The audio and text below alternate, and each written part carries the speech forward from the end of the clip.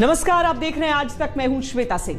क्या देश एक बार फिर कोरोना के शिकंजे में फंस रहा है? सरकारी आंकड़े बताते हैं कि संक्रमण के मामले बढ़ रहे हैं। रोज कोरोना के नए केस सामने आ रहे हैं। मौतों का आंकड़ा भी बढ़ना शुरू हो चुका है। हर वो सबूत सामने आ रहा है जो सवाल उठाता है कि क्या भारत में कोरोना की तीसरी लहर आ चुकी?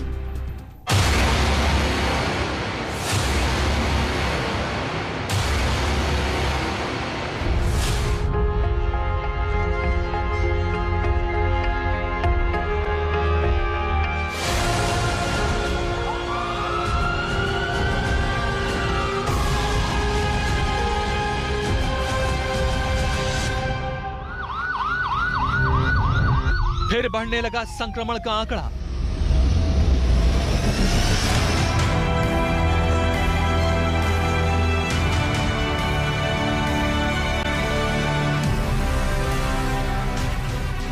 फिर बढ़ने लगी मौतों की रफ्तार।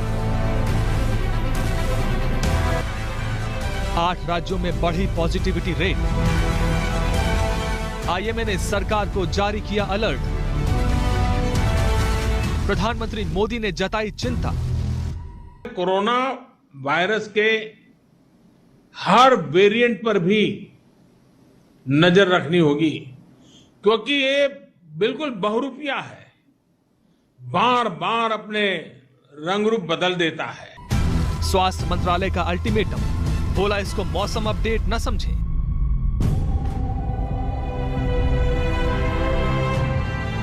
जब हम थर्ड वेव की बात करते हैं तो हम थर्ड वेव को मौसम के समाचार की तरह से, वेदर अपडेट की तरह से सामान्य रूप में ले रहे हैं। हम उसकी गंभीरता और उससे संबंधित अपनी रेस्पॉन्सिबिलिटी को शायद जिस स्थाई पर समझने की जरूरत है, वहां पर कुछ चूक हो रही है।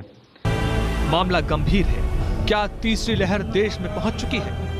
पूरी दुनिया में बढ़ चुका है तीसरी लहर का प्रकोप। दुनिया में 3 लाख से 9 लाख प्रतिदिन पहुंचे कोरोना के मामले। और अब वैक्सीन को लेकर आ रही है बड़ी चुनौती। सेकेंड डोज का सबसे बड़ा चैलेंज आ रहा है सामने। प्रधानमंत्री परेशान हैं, लेकिन लोगों की छुट्टियां खत्म नहीं हो रही हैं। कई बार हम ये तर्क सुनते हैं और कुछ लोग तो बड़ा सीना तान करके बोलते हैं, अरे भाई तीसरी लहर आने से पहले हम एंजॉय करना चाहते हैं। ये बात लोगों को समझाना जरूरी है कि तीसरी लहर अपने आप नहीं आएगी। स्वास्थ्य मंत्रालय चेतावनी दे रहा है, लेकिन लोग मौसम का मजा उठा रहे हैं। यह मॉनसून की बारिशों से आने से पहले कहीं हम घूमने चले जाएं, या ऐसा कोई सिंपल आचरण नहीं है, बल्कि वायरस वर्सेस ह्यूमन बीइंग, इसके बीच चलने वाली कंटिन्यूअस लड़ाई है। इसलिए जरूरी है कि हम सब यह समझें कि थर्ड वेव प्रकृति से ज्यादा हमारी प्रवृत्ति पर डिपेंड करेगी। यानी कि जरूरी है कि हम कोविड एप्रोप्रिएट बिहेवियर या उसका फॉलो ना करें। उसके बेसिस पर कौन सी वेव आएगी, कितनी इंटेंसिटी से आएगी, उस पर डिपेंड करेगी। पूर्वोत्तर के राज्यों पर वायरस का दोबारा अटैक हो चुका है। पूर्वोत्तर के 4 राज्यों में संक्रमण रफ्तार पकड़ रहा है। कई जगहों पर टेस्ट पॉजिटिविटी रेट बढ़ रही है। सरकारी आंकड़ों के मुताबिक 15 जुलाई तक सिक्किम में पॉजिटिविटी रेट 19.5%, मणिपुर में 15%, मेघालय में 9.4% और मिजोरम में 11.8% है। ये हमारे लिए चेतावनी है, रेड फ्लैग है। इसको आप वार्निंग लेकर चलिए कि सब कुछ जो है वो टेकन फॉर ग्रांटेड नहीं हो सकता है। सजगता, सतर्कता की बात उसी में से उन्होंने उठाई।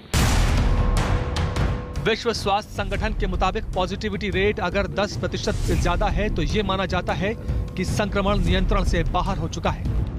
पूर्वोत्तर में ही अरुणाचल प्रदेश में पॉजिटिविटी रेट 7.4%, नागालैंड में 6% और त्रिपुरा में 5.6% है।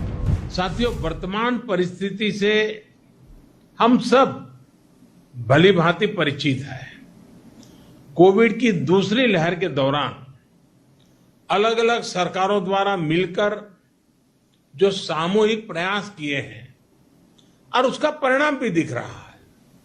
लेकिन नॉर्थ ईस्ट के कुछ जिले ऐसे हैं जहां संक्रमण के मामलों में बढ़ोतरी दर्ज की जा रही है। इन संकेतों को हमें पकड़ना होगा। पूर्वोत्तर के अलावा केरल की हालत खराब है, जहां टेस्ट पॉजिटिविटी रेट 10.5% बनी हुई है। हम आपको बता दें कि टेस्ट पॉजिटिविटी रेट इस बात का सूचक है कि एक दिन में जांचे गए नमूनों में से कितने फीसदी नमूनों में संक्रमण की पुष्टि हुई है। इस वक्त देश में कोरोना की टेस्ट पॉजिटिविटी रेट 2.3% है, जबकि पूर्वोत्तर के राज्यों की पॉजिटिविटी दर 7 गुना ज्यादा है। यानी पूरे देश में जिस गति से संक्रमण फैल रहा है, उसके मुकाबले नॉर्थ ईस्ट में हालात कहीं ज्यादा खराब होते जा रहे हैं। सीधा सा मतलब है कि जिस रफ्तार से कोरोना ने तीसरी बार पैर पसारना शुरू किया है, हालत जल्दी ही चिंताजनक हो सकती है।